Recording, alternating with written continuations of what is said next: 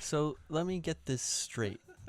You have this metal water bottle, which ideally is to save the world from the plastic you would use from plastic water bottles, right? Yeah.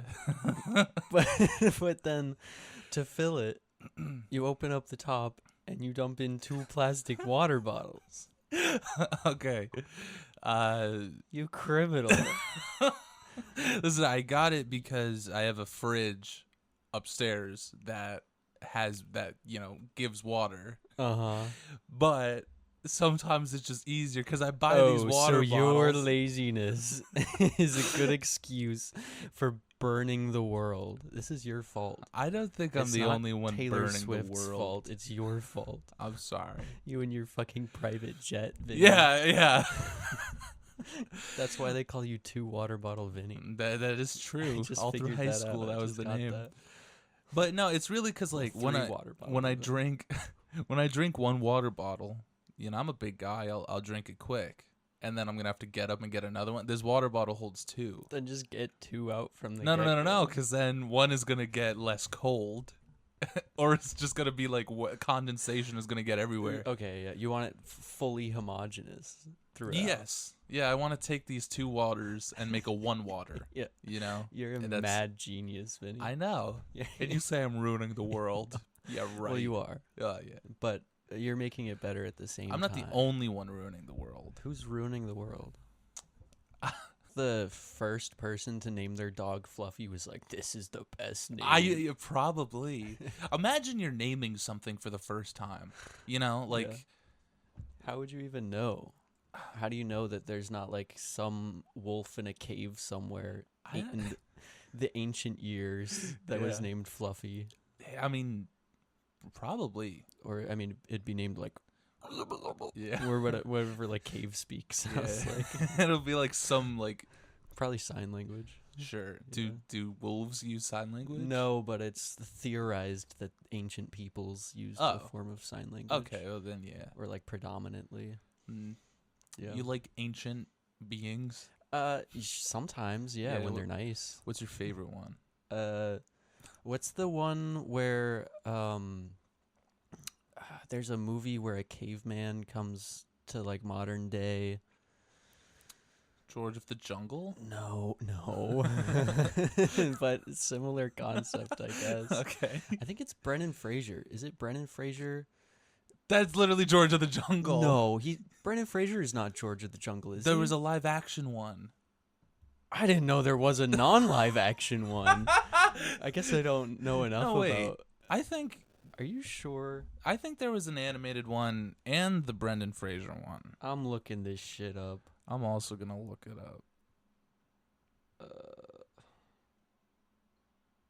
Oh my god. Yeah, you're so right. It is Brendan Fraser. Yeah. That's crazy. But what movie am I thinking of? Well, clearly you're thinking of George of the Jungle, No. starring Brendan Fraser. No.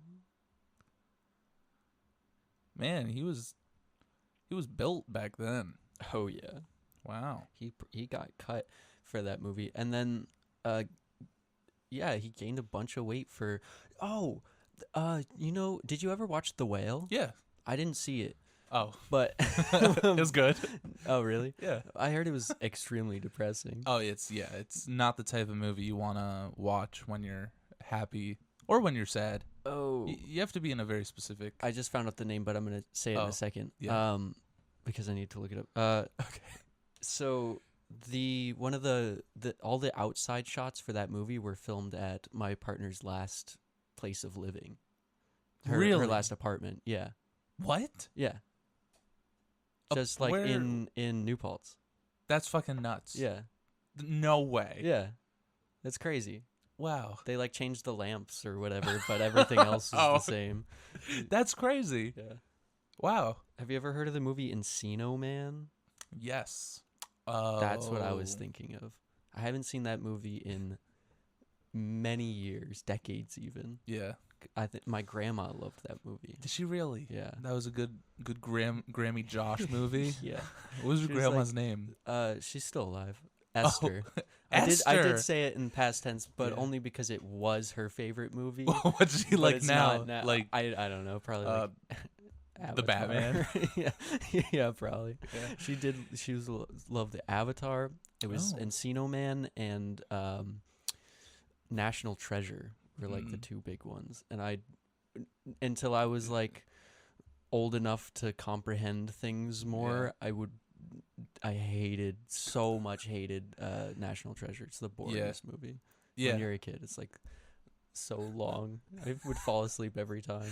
Do you so when I have a couple movies that I fell asleep in the theater. Did you Uh-huh. ever fall asleep in the theater? The only time that I can remember is Thor: Dark World. Yeah, that one was bad. I think that's the only one I've actually fallen asleep Yeah. watching. I have two. Both of them are superhero movies. One of them I was really young, so it's kind of understandable. And the other one, I don't tell people this typically because they're like, "What? How could you fall asleep during that?" And then I have to explain myself. So the first one Okay. was Superman Returns. I think I was 4 years old when it came out. Okay. And I love Superman. I still do. I really wanted to see the movie. We had a huge Superman birthday party for me. And then we went to the theater. We watched the movie. The movie's 2.5 hours long. And you And knocked it's right so out. fucking boring. Did you miss like the whole movie? The whole movie. Like, Did you dress up like Superman? I had a Superman shirt. That's I was cute. so excited. But yeah, I don't remember the part I fell asleep in. But I tried to rewatch it now. And it almost put me to sleep again. That is not a fun Maybe movie. It's just boring. It's just a really boring movie. And the second one was the Avengers. Oh. You fell asleep during the Avengers? I know. What, were you like 12 I don't know, or 14? 14. Yeah. I saw a late night showing with my friends, and I was tired, and it was in 3D, and the 3D Oh. 3D always just makes me sleepy. Yeah. It's not. I've never had it make me sleepy. It gives me a headache though. Yeah. Yeah. Like when I'm watching 3D, I'd rather do anything else than watch 3D. Yeah. So Did you ever see like the Spy Kids movies Yes. in 3D?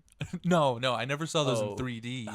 Oh. Are they? Is it a different experience? Yeah, you're missing out. Those movies were made to be watched in 3D. Also,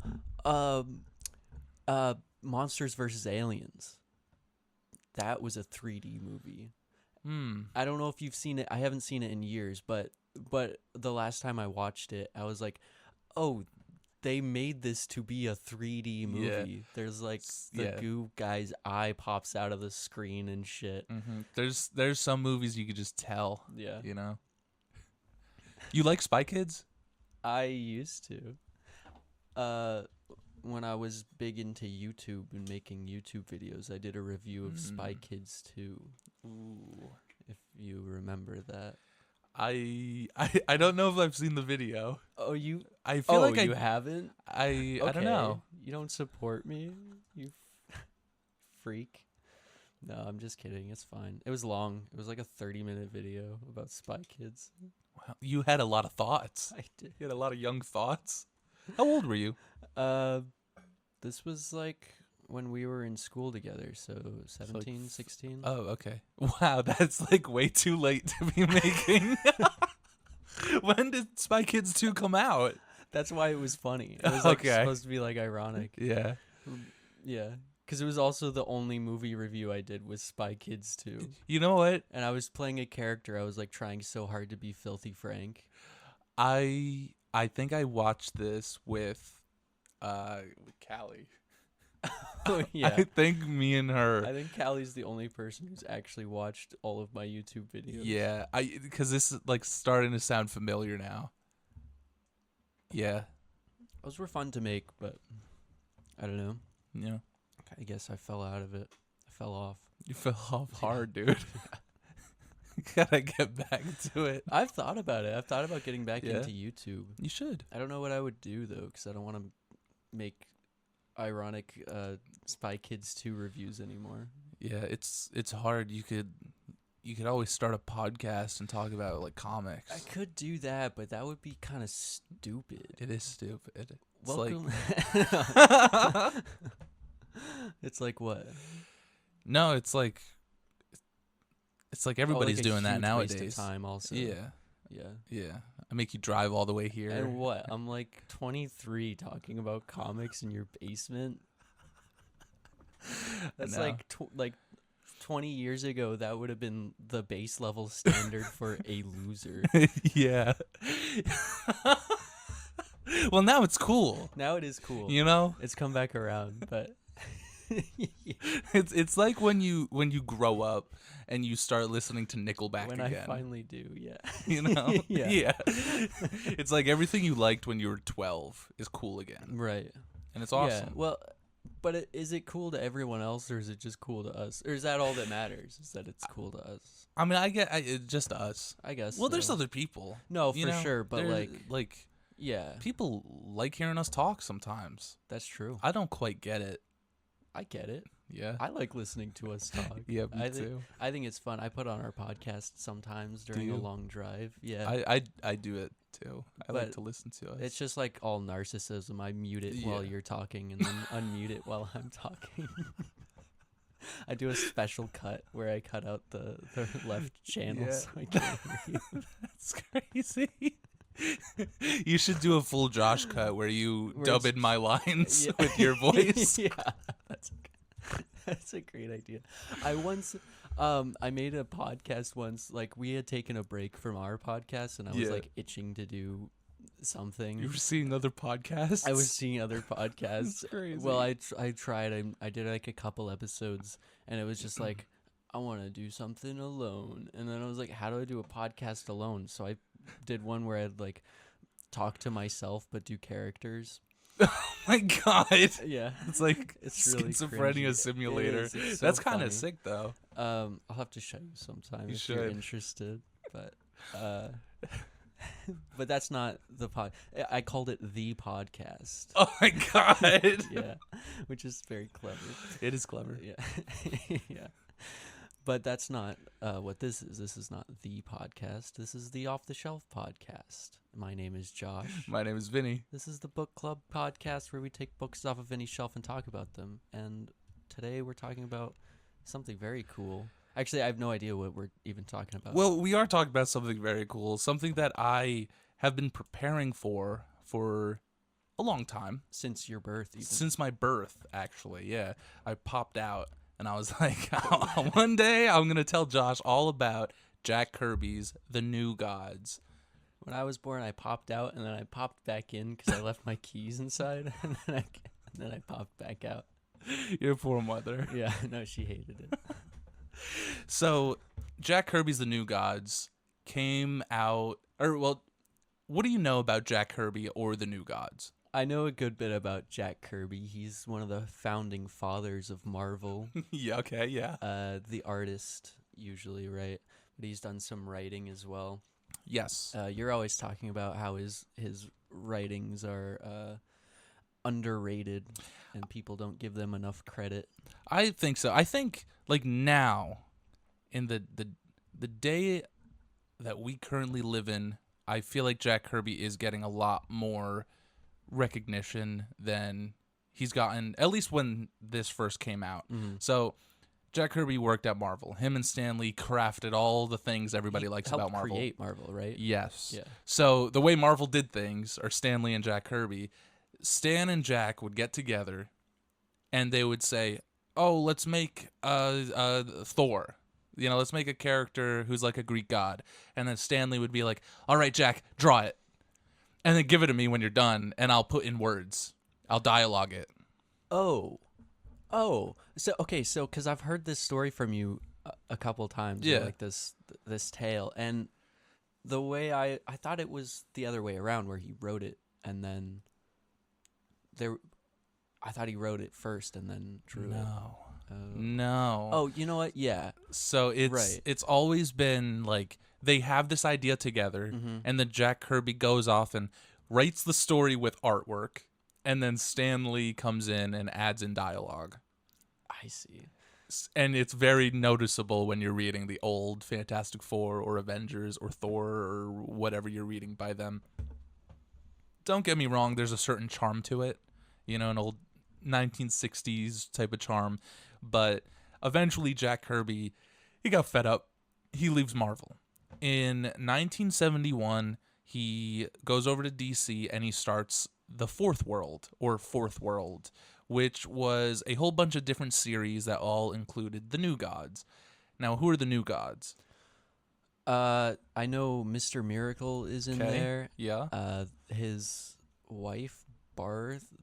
But yeah. Big Barda? Yes. There's another character. The big villain. Oh, Doomsday? No. Oh fuck! What is it? It's like the evilest word. What is it? It's like Darkness King or something. Sure? What is it? It's Darkseid. Yeah, yes. Yeah. That's right. So everything that people know about the New Gods all came from Jack Kirby. Jack Kirby shows up at DC. He's like, "Hey, I want to write a story about crazy gods." And DC's like, "Yeah, you're Jack Kirby. Go do whatever you want." And so I've been like doing a little research on Jack Kirby. And when he went over to DC, he had a couple...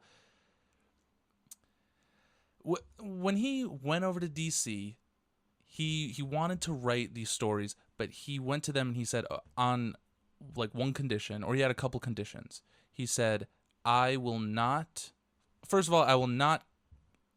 get onto a series that somebody else is currently working on. He doesn't want to put another writer out of work.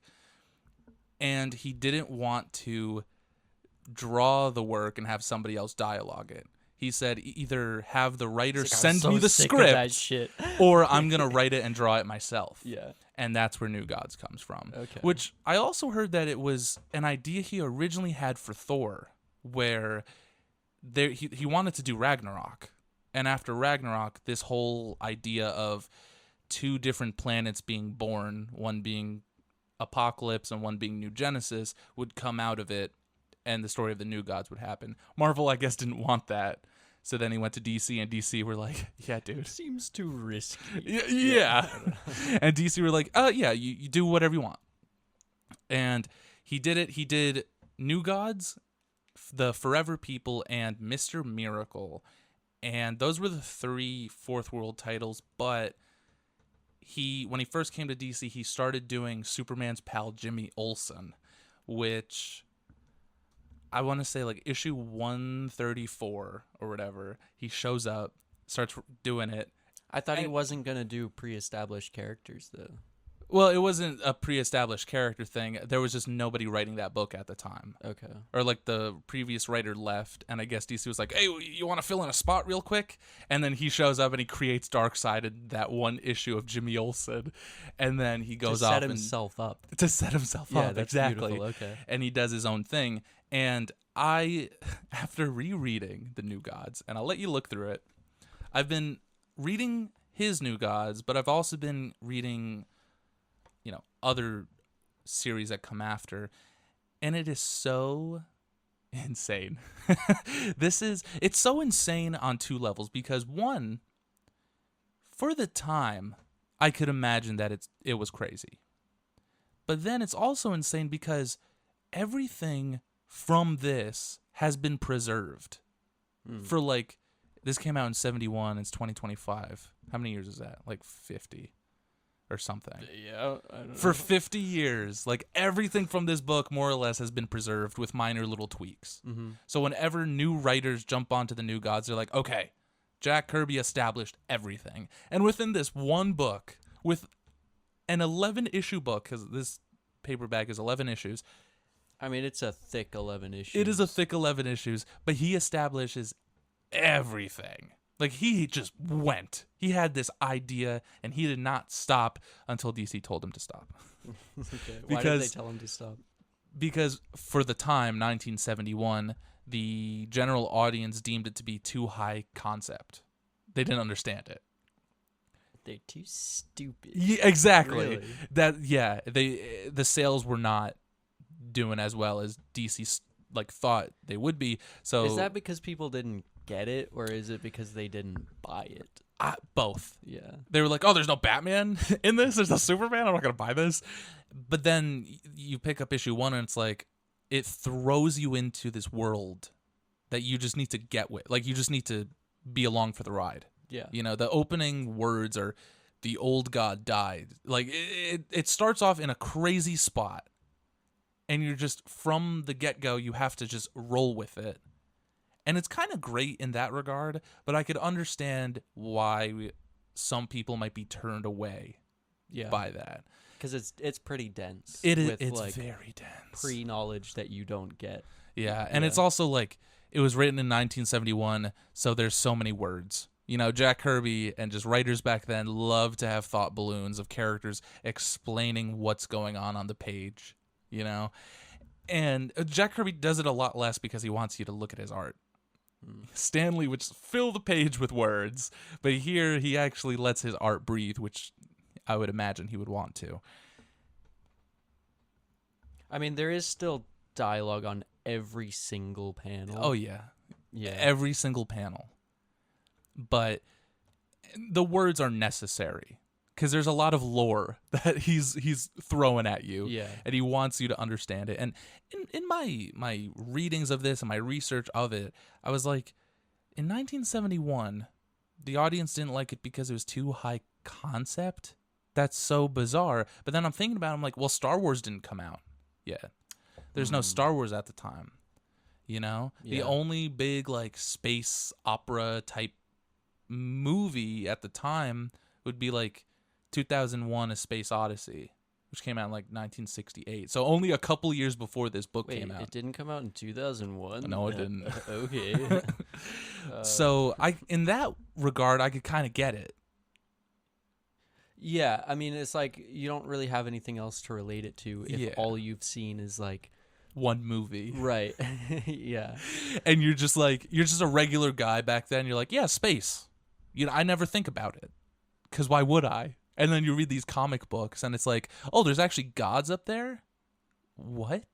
I'm not going to spend a nickel on this. And you say that, but it's like, that is kind of an old world thing, like, that's been going on since the dawn of man. Is like telling stories of characters from space. Yeah. Or like stories about fucking anything. Time travel. You know, like dystopian futures heaven and hell, like so spiritual realms. You know, I think people just didn't want to read it because there wasn't Batman in it, or there wasn't like any of those characters in it. So when did it start to get popular?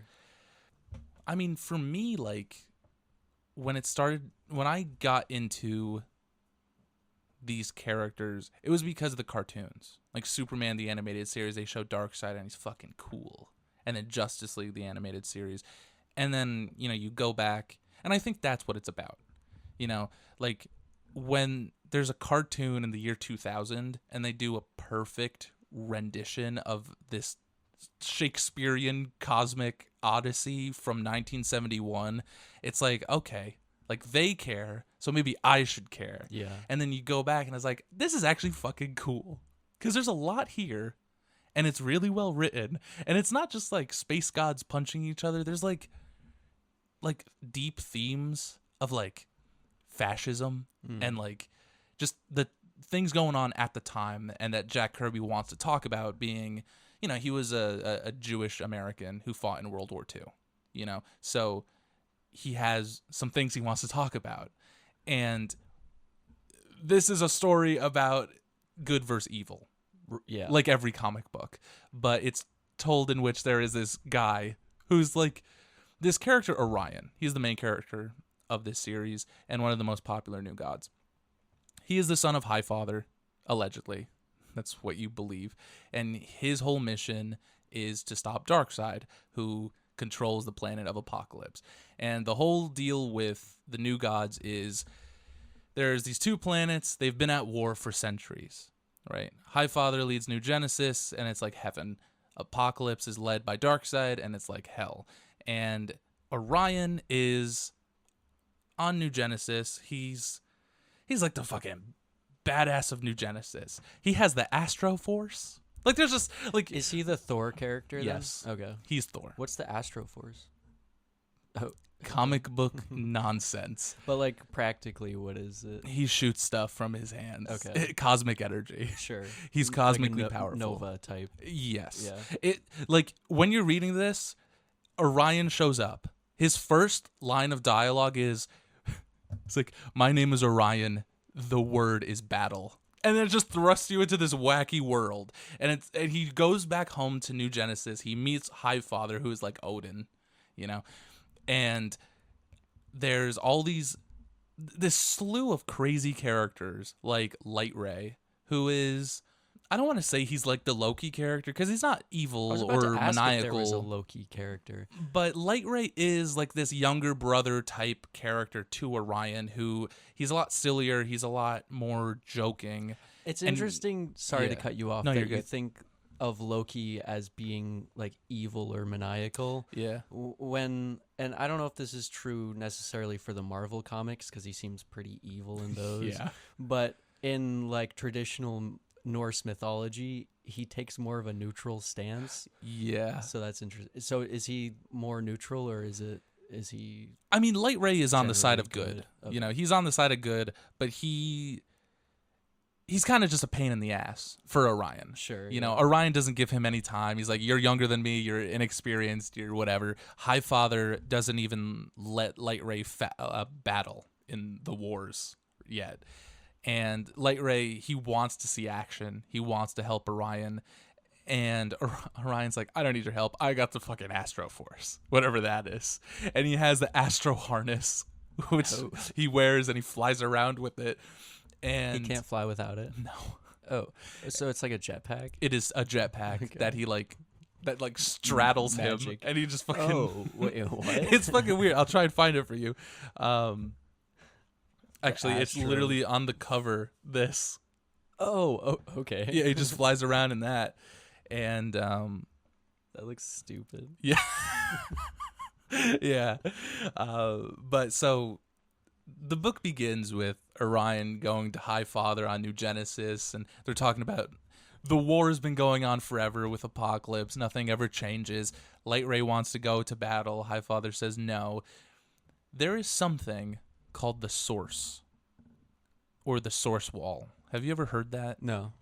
So there's a giant space wall in the deep vacuum of space called the Source Wall. And this is real?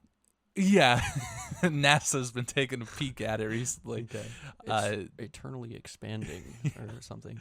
The Source Wall, think of it as like the New Gods religion. Okay. Like that's what they believe. It's like the point of origin for the Sure, universe. yeah. Like there's great secrets within the Source Wall. And there's a character, Metron, who he has this chair, the Mobius chair. The Morbius chair. Yeah. He has the Mobius chair, and he's like the god of knowledge or information. He's in an endless pursuit of knowledge throughout the known universe or the unknown universe. He's gathering everything. Is the Mobius chair one-sided and eternal? Sure. Yeah. I don't know. It's like the Mobius Strip. Yeah. No. Okay. I mean, I guess it's eternal, yeah, because they're gods. They don't die. Sure. He's been around forever. They will, much later, retcon that the Mobius chair belonged to the Anti-Monitor in Crisis on Infinite Earths, that it was his chair, and his name is Mobius. Okay. But forget about all that for right now.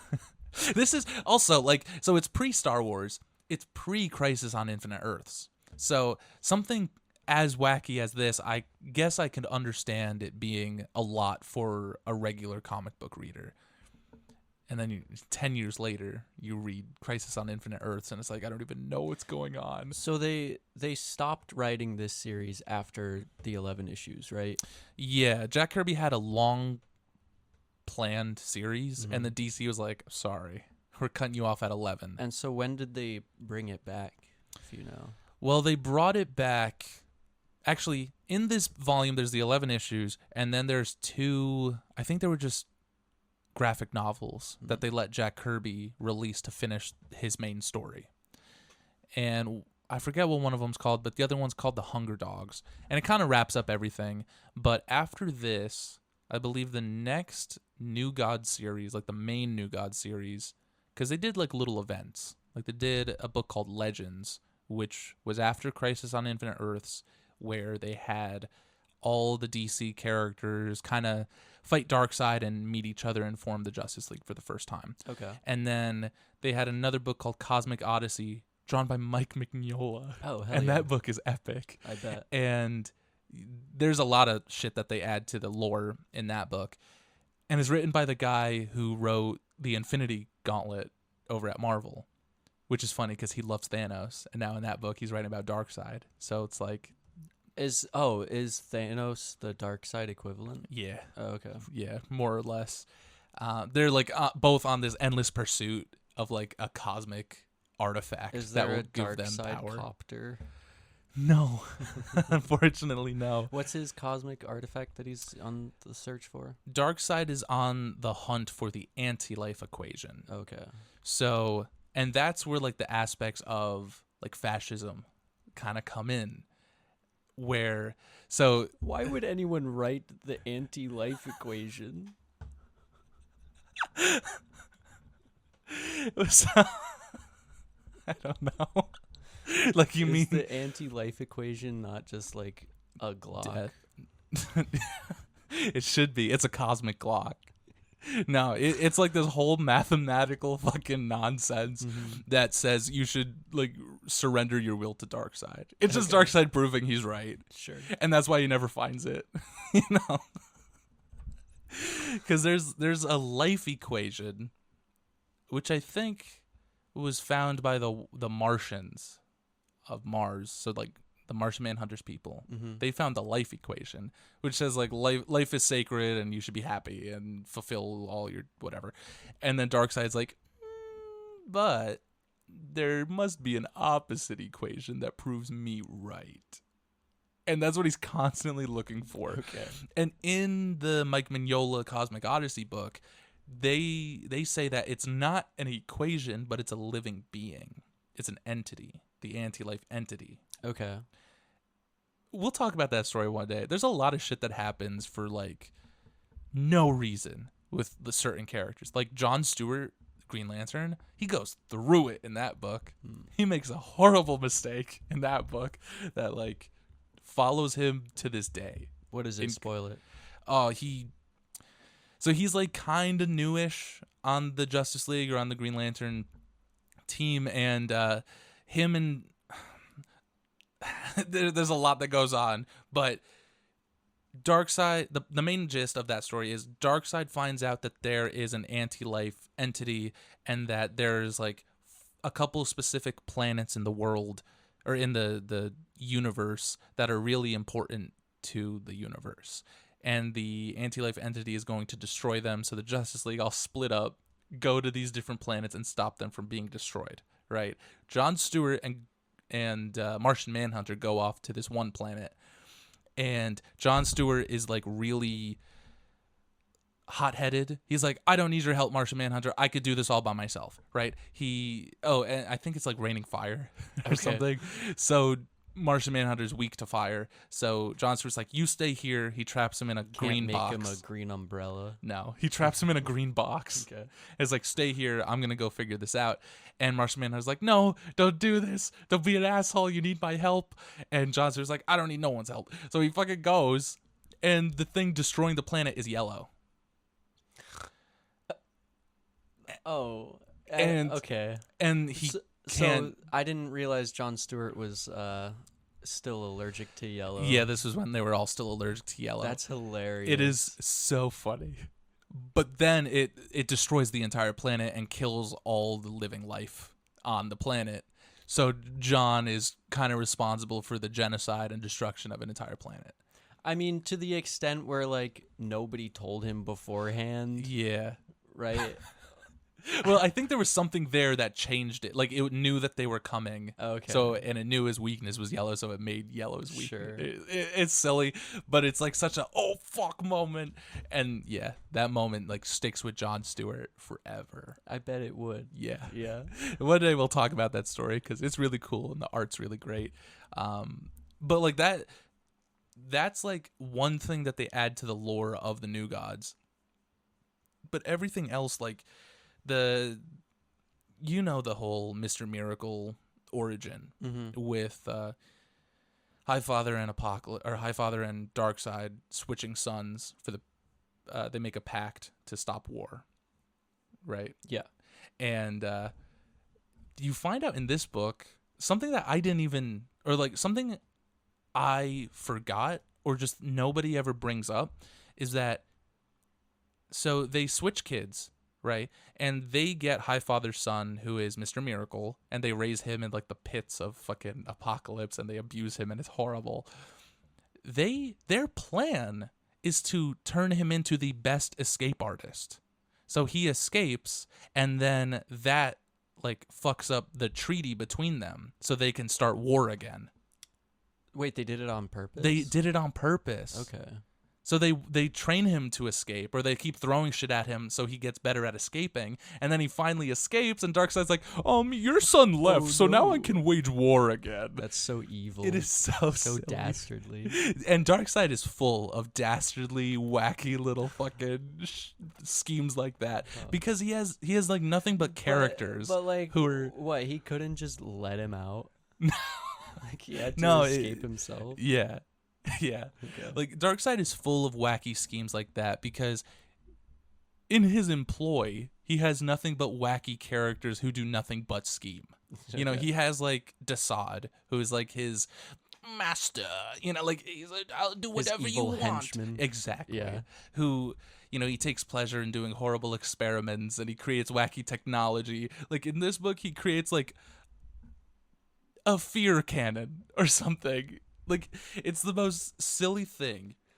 Is that like, I don't even know how to picture that. It just shoots energy and makes people afraid. Okay. You know? And then there's like Granny Goodness, who is the horrible old woman, kind of like the general of the Apocalyptian War that raised Mr. Miracle and Barda, and all the other female Furies who are like the top assassins in Apocalypse. And then there's other characters like Mantis, who's like a bug-like man. Is he in this book? He's this one. Oh, okay. Yeah. I thought it. Never mind. You thought he'd look like a praying mantis? Yeah, I thought he'd look more mantis, but he just looks like a guy in a costume. which is fine. Yeah. I'll never get my hopes up again. No. What does Mr. Mantis do? Well, so on New Genesis there is. So here's kind of like the hypocritical thing about New Genesis, right? So it's like this perfect heaven, but there is still like a lower class of beings on there, and those are the bug people, or the insectoid-like people that live in like the trenches, and they hate them. And one of those characters is Forager, who is actually not even a bug. He's a new god, but he lives down there with them. And he doesn't know that he's a new god, even though he's fucking handsome and doesn't look like a fucking bug. He's this little red character right here. Oh, he doesn't look very handsome. Well, he's wearing a mask. Okay. To hide his handsomeness? Yes. Okay. But Mantis is also a bug-like creature. He's from the same bug class, I guess. But he broke away from New Genesis and went over to Darkseid and took some bugs with him. So... You got good bugs and bad bugs. Yeah. But to the people of New Genesis, all bugs are bad bugs. And that's kind of the crux of the New Gods, right? Is Sure. like where do you draw the moral lines? And it's like, is this actually good because they say they're good? Yeah. When there are like high morals in the underworld. Exactly. And characters like Orion, he's really racist to the bugs. He hates the bug people. But he's also like a killer, right? Oh yeah, he's a savage in this book. He hates the bug people, including Forager, who like helps him out and stuff. But later, I think in Cosmic Odyssey, Forager dies. Or it might be after Cosmic Odyssey, I don't remember. But Forager dies, and Orion brings his body to the bug people, and he feels bad. Like Orion has something called a character arc, where a character progresses and changes his old ways. Like Orion, when I'd watch the cartoons, I'd be like, Orion sucks. He's mean. He just kills things. Superman doesn't like him, so I don't like him. Yeah. But reading this, I'm like, oh no, he actually like understands that he's wrong sometimes. He's a really well-made character. How strong is he? Like Fucking compared hella to strong. compared to Superman. I mean, he could fight Superman, but Superman can probably definitely beat him up. But in this book, Jack Kirby immediately wants to write some silly stories with these characters, because it starts off on this, beautiful heaven, and then, oh no, Darkseid is attacking. They believe Darkseid, or the Source Wall, actually. The Source, in a flaming hand pops up and says, "Yo, Orion, go to Earth," because Darkseid's influence has reached Earth. Okay. Word for word, it says that. Sure. Okay. Trust me. No, I trust you. So Orion's like, okay, I gotta go to Earth. The people are being attacked by Darkseid. He goes to Earth. There's this evil group called Inner Gang. I guess they have like apocalyptic tech, or they're working for Darkseid in some way. And they're called Inner City Gang? Yes. Oh, shit. Inner Gang. Okay. And like the first image of Darkseid in this book is on Earth. And he's literally just like sitting in like in an office. He's so stoic. He is. And is that a helmet or is that his head? I don't know. Okay. I have no idea. I want to say it's a helmet. Yeah. But he is made of stone. What kind of stone? A hard one. Cosmic stone. But Orion goes to Earth, and he ends up just bumping into like random fucking people. Like, and I know their names because every time they show up on a page, they're like, "My name is Claudia Shane. My name is Dave Lincoln." Like, they always say, it's like, how could I, Dave Lincoln, be caught up in such a crazy godlike conspiracy? Like, it's so silly. Is that not how you talk, though? Yes, you got me. Vinny, I fucking tell Josh about these stories. Like, he goes to them. He wrangles up all these humans. I think his Darkseid is gonna get them or whatever, and he wrangles them all up, and he's like, Inner Gang is a problem, and they're working for Darkseid. I'm going to start my own gang called the Orion Gang, because it sounds like a human name, Orion. I'll just be Irish. And we're going to have like a mob war. And that's his fucking plot in this book. Like, in the first couple chapters of this book, he gets involved in Earth mob. And then characters like Light Ray show up and are like, "What are you doing?" Does he have to, though? Like, no. Okay. No, like, clearly he must want to. Yeah. Like, he gets involved in earthling affairs. And then Light Ray shows up and is like, "What are you doing?" And he's like, "I am stopping the treacherous peril of Darkseid." And it's like, there has to be another way. It's like, no, this is it. Does he find out that Darkseid is his dad? He knows. Oh, okay. But nobody else does, except for Highfather and a couple of the other older New Genesians.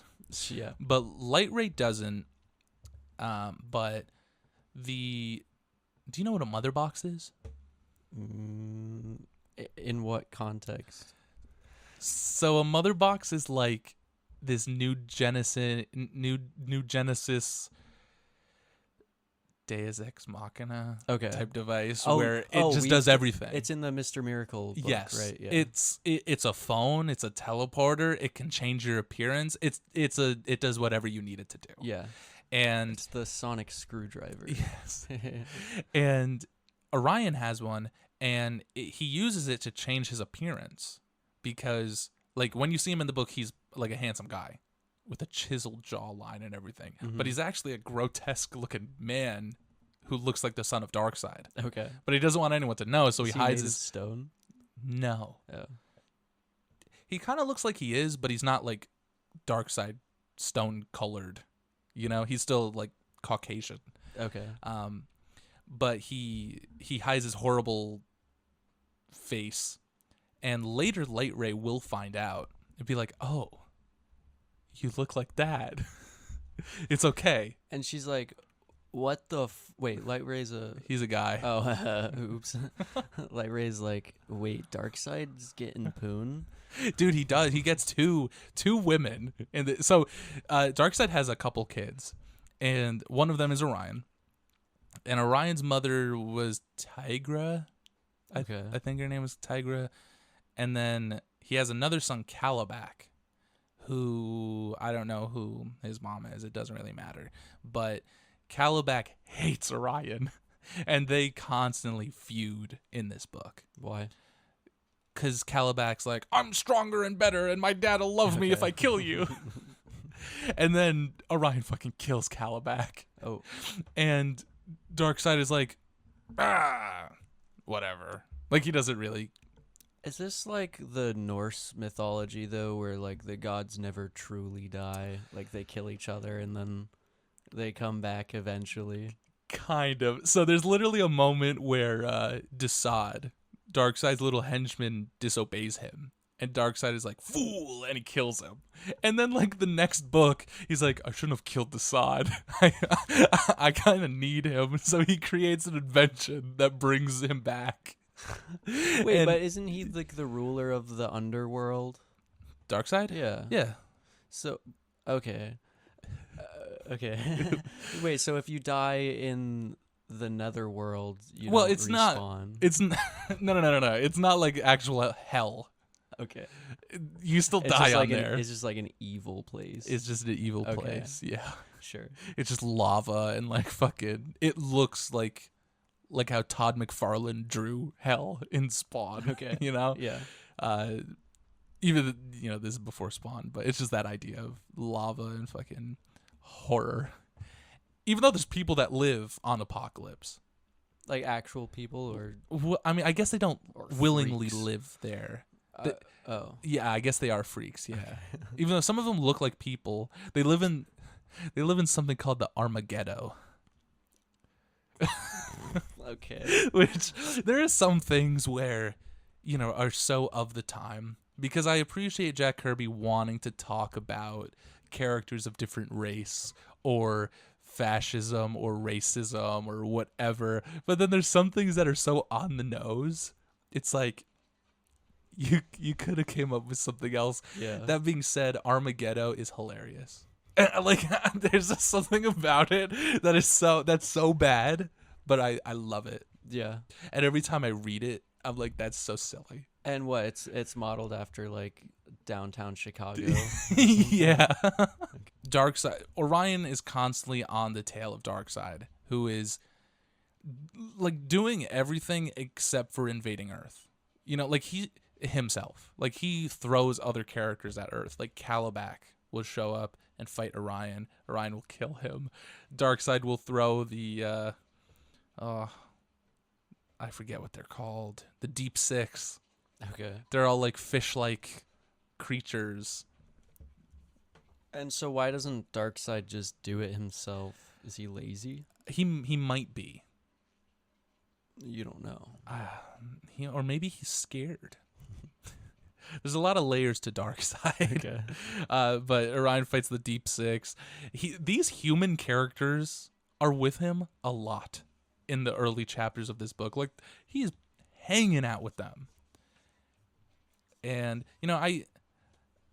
something I love just about Jack Kirby, besides his creation, or just his creativity, is if he wants to draw a wacky looking character, he's going to draw it. He doesn't care what DC or Marvel at the time would have to say. Yeah. And he'd actually go back to Marvel. Is that a thing? Like, he'd this. have to get an okay from Big Marvel to draw something? Maybe. Probably. I mean, at least he'd have to get the okay from Stan Lee, maybe. Yeah. After this, he would actually go back to Marvel. And he would do the Eternals. Which is also kind of like... So... It's weird because the New Gods kind of came out of him not being able to do something in Thor. And then the Eternals, when he goes back to Marvel, came from him not being able to do something in the New Gods. So it's like if he was just left to do whatever he wanted, he would have this one concise, like, long story. Yeah. But instead you got to read it like in different universes and different different characters. Like then the Eternals connects to New Gods in like at least on like a creative way? Kind of, right. Because it's big godlike creatures and villains. Yeah. Like there's different concepts, but the Eternals fight the Deviants, which are like, they look like they would be on some apocalyptian like planet, and there is a High Father like character who isn't Odin and who isn't High Father, but is like, which is funny them. because that's what they were. Yeah. Yeah. So he's made like the same character 3 times. Well, Odin appeared, was a character in actual mythology, but that being said, and he made it. Jack Kirby created Odin. he did. Yeah. Years ago. Many years ago. Yeah. But so he just jumped back and forth. Did he ever come back to New Gods, or was it taken over by other writers? I think it was taken over by other writers. I don't think he ever... Well, so he had this long, sprawling plan for New Gods, and he did 11 issues of New Gods, 11 issues of the Forever People. The Forever People, I've never read that one, but I've heard it's like these 5 or 6 wacky teenage New Godian characters doing stuff in the DC The universe. Forever People? The Forever People. Would you say that they're Eternals? They very well could be. And then Mr. Miracle. But Mr. Miracle went on for 18 issues. I guess I guess DC had more faith in Mr. Miracle, which Jack Kirby's original Mr. Miracle run is really great. I really like his New Gods run. I think his Mr. Miracle run is just as good or better. Is that the one we talked about? No. Oh. We talked about Tom King's Right, yeah. Mr. Miracle, which is, supposed to be like a love letter to old Jack Kirby and New Gods and everything. And I really like Mr. Miracle by Tom King, even though I'm not a big Tom King fan. I have many problems with his writing. But his writing worked in that book, I think. Sure, yeah. And in that book, they also highlight a lot of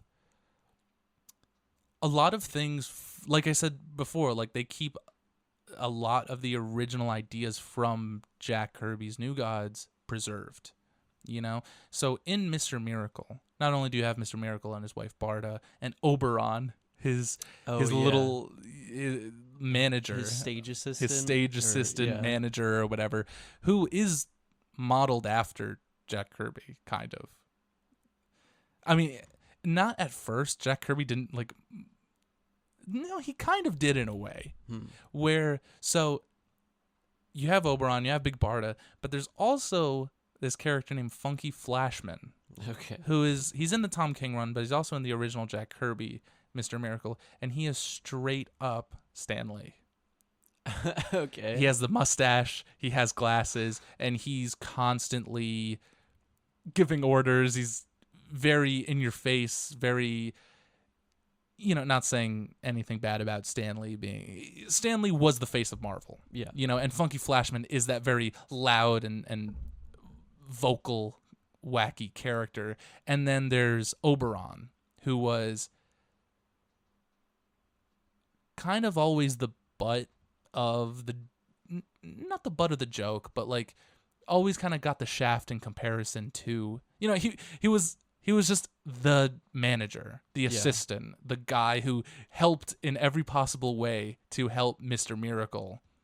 But then there's Funky Flashman and actually Mr. Miracle who get the spotlight and everything. So when you like read into it, you kind of get this feeling like maybe Jack Kirby wasn't happy at Marvel. Right. And he wrote this fucking fanfic where he was... Yeah. But like back then it wasn't as on the nose as they kind of make it in the 2017 Mr. Miracle run, where even in the 2017 Mr. Miracle run, I think in that book, Oberon died. Jack Kirby also died. And I think they say that Oberon's last name was Kurtzberg in that book because Jack Kirby's real name is Jacob Kurtzberg. So they name him after that. And Mr. Miracle's son in that book is named Jacob. And him and Funky Flashman in that book babysits Jacob. And there's moments when Mr. Miracle and Barda come home and is like, hey, what are you doing with Jacob? How has he been today? And Funky is like, oh yeah, we've just been like coming up with silly stories together, and it's been really fun, Yeah. So like the whole idea of like Jack Kirby not being happy at Marvel and leaving for DC was probably very true at the time. But there seems to be no animosity between them, or at least there wasn't, before they both passed away. Because I know, like, But now there is. But now they're on Apocalypse and they're dueling it out. No, like, they're in interviews with Stan Lee. He would say nothing but nice words about Jack Kirby. And I think, like, the last words from Jack Kirby to Stan Lee was like, "You have nothing to feel bad for, or nothing to repent for," I think he said. The actual story of Jack Kirby's New Gods, when you get into it, it's silly. And in a way, I guess it's supposed to be, because it's a comic book in 1971. Yeah. But there's a lot of, like, deep, interesting, metaphorical, fun ideas with these characters. And in-depth world building. And it's, like, the most in-depth world building I've ever seen. Yeah. And it's, like, it's so good that when people, start writing it again, they're like, we're not going to change it. We're just going to keep it exactly how it was back in 1979. So is this your favorite run of New Gods then? I think it's the best. Okay. Probably just because it's in its most pure form. It is exactly what it is, But there's other great runs. There's not as many as you would think. There's this one. There was one in, like, 89 to, like, 90 something, and then another one in the 90s, and then there was, like, the death of the New Gods in, like, 2007, and then a couple years later they brought him back, and they're always doing stuff with them, but there hasn't been a straight up book called New Gods since, like, 1990 something. Oh, okay. Until now. Now there's a current New Gods book. Have you read it? It's fantastic. Really? It is really great. The art's really great. There's 2 artists on every book. There's a main artist, and then there's, like, a flashback artist. And every artist... a lot of flashbacks? Well, there's a lot of lore, Yeah. I mean, not that it's just flashbacks, but just... Sometimes it's flashbacks, sometimes it's just different things going on, and they want different way to express it through the art. So if someone wanted to get into this series, would you recommend them pick up the original or start with the new series? I would say go for the original. Like I said, it's the most pure rendition of these characters. Mm-hmm. It is the Bible for it. You get everything. You get the war between Darkseid and Darkseid and New Genesis. You get the switching of the babies. You get Orion starting his own mafia in, like, Chicago or whatever. I don't remember where it is. It might be New York City. It might be some made up fucking DC city. I feel like everything Marvel is New York City. Yeah, so DC typically makes up their own city. Yeah. But I really want to say it's like Chicago. Really? I think so. Okay. And you get great Jack Kirby monsters. Oh yeah, they're beautiful. beautiful. And you get characters saying their name over and over again. My name is Claudia Shane. Like, that's the one I remember the most because she constantly says it. There's, you get Metron, you get Mantis, you get Forager, you get In the Beginning. You get lore of the lore, which is so, like, what? Like, and when I'm reading this, I had such a stupid moment where Highfather, you see Highfather when he's young, and their original feud, his original feud with Darkseid, and Steppenwolf, who is Darkseid's uncle. Okay. And at the time, like, the general or the leader of the army or whatever, and he fails. And Highfather's real name, I was reading it as Isaiah. It's fucking Isaiah. His name's Isaiah. Yeah. I don't know what I would see that. Looks like Isaiah. I know it does. Like, I don't know why I was reading it Isaiah, because in my head I'm like, Isaiah, that I don't know. It's also a biblical reference. name. Yeah. But it was, like, spelled weird. So in my head, Yeah. I'm like, that can't be it. But not to call you stupid, but that's pretty stupid because I it's know. spelled phonetically. I know. Like, I don't know why he did that. I don't know why it was such That's funny. like at the end of the book too. Someone says it, and I'm like, oh, it's Isaiah. but you got it by the time you were reading. You were still Yes. reading the book. Okay. I was It still. wasn't like you saw it in like a movie or something. I didn't finish reading the book, and then late at night I woke up like, oh my god, it's Isaiah. You know, I didn't run to the bathroom and wash my face. I'm like, oh my god, I've been wrong this whole time. It's Isaiah. I gotta wake up. I hear the bug people. Oh, cool. Yeah, this book is just, it is packed. There's Mantis. Mantis is ready. Everyone's got such a cool suit of armor in this book. Every character is distinct and different. They're colorful. Yeah, there are no characters that look the same. Oh, and this is when Jack Kirby returned to kind of finish his story, where finally Orion he gets off his ass and leaves Chicago, and he fucking goes to Apocalypse to fight Darkseid. Darkseid fucking kills him. Oh. Orion gets like, oh, here's... Does he actually kill him? You think he does. Oh, okay. You see Orion get like shot. I think it's cool how they mix in this like, oh yeah, he gets Looking shot like a Swiss million cheese. times. Yeah, he gets shot a million times, but then he gets like not brought back to life, but like nursed back to health by this character named Hyman. By Hyman? Hyman. No. Yeah, and his daughter that I think Orion wants to bang. But he has... Okay, never mind. I know exactly what you were gonna All say. Maybe it's Himon. Oh, probably, yeah. What do I know? Yeah. Can't read I'm saying all the names. characters wrong. It's actually, Orion. It's darkseid, actually. Yeah. Yeah. I think it's cool how they mix in this like... Oh, shit. I didn't know he was a redhead. He is a redhead. Something I find so interesting, when Orion is in his regular like his apocalyptian form, he has short hair and a decent haircut, just like a regular haircut. When he is in when he is using the mother box to make himself look handsome, he gives himself the worst possible haircut Oh no! I've ever seen in my entire he is life. handsome though. I know. That is a crazy haircut. Yeah. And maybe that's supposed to be like Maybe that was big in the 70s. Maybe it was. See, I see this and I think of like King Arthur or like Lancelot type haircut. Yeah. So maybe it's like Dragon's Lair. Yeah. Yeah. So maybe he's trying to model it after that. Well, the thing is too is like there's a mix of